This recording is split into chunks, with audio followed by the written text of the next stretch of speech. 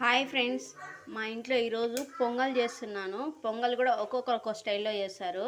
ఈ పొంగల్కి వచ్చేసి నెయ్యి కానీ నూనె కానీ యూజ్ చేయొచ్చు. దాంట్లో కొన్ని జీలకర్ర, కొన్ని మిరియాలు, కరివేపాకు.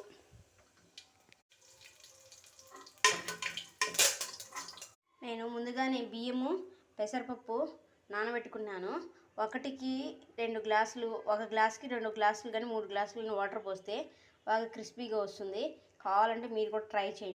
ఎసురు పోసేసి బియ్యం అన్నీ దానికి తగినంత ఉప్పు వేసేసి కుక్కర్ మూత పెట్టేయాలి.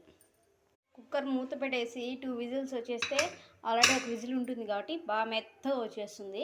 దాంట్లోకి పల్లీల చట్నీ బాగుంటుంది. సో చిన్న చిన్న ముక్కలు కొబ్బరి, ఆనియన్, ఉప్పు, శనక్కాయ పప్పులు, కొంచెం చింతపండు, పచ్చిమిర్చి ఇవన్నీ వేయించేసి ముందుగానే వేయించి పెట్టుకున్నాను.